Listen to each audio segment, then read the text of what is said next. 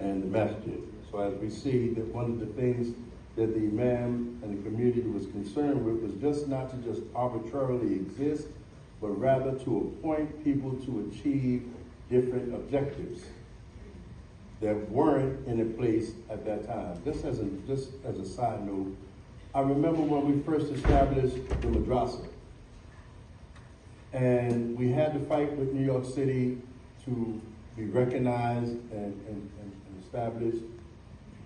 So they had us enroll our children in the New York City education competition. Our children won hands down, but lost on one event. And that was they asked the children about music.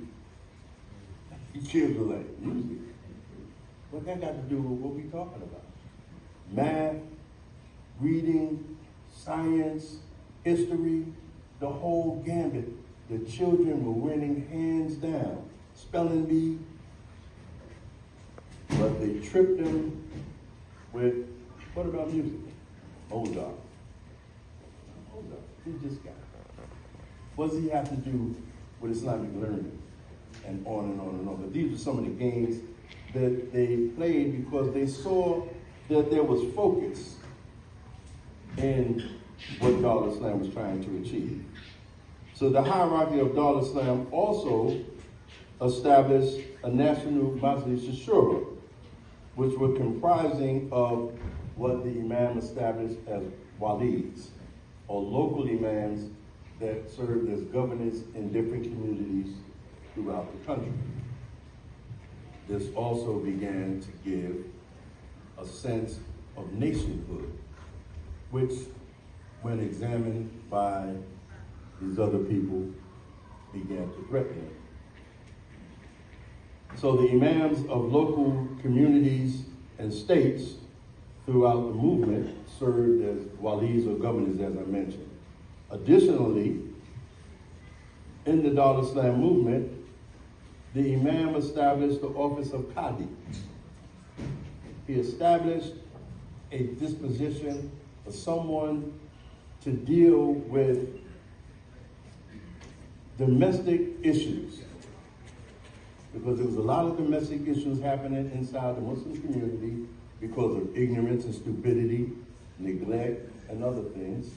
So the imam decided to establish an office, and he established a seated judge inside the community.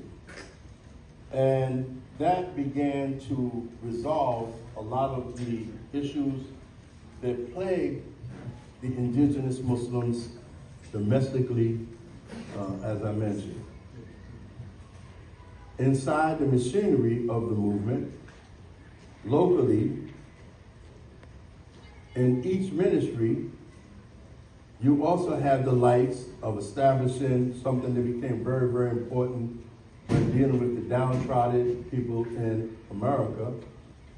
There was the establishment of what was called the MPC, or the Muslim Prison Committee, which was established throughout the country, trying to cater and deal with the needs of the incarcerated Muslims in terms of just struggling to get the state, the city, and the feds to allow the Muslims that were incarcerated to have Jumu'ah.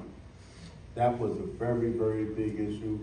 And by Allah subhanahu wa ta'ala's mercy, we raised money just to travel throughout New York, just as an example, just throughout New York State, so that to help Muslims have Jumu'ah, to help Muslims establish Ramadan and Salah, and so forth and so on. That was a big task that was accomplished by the MPC, the Muslim Prison Committee.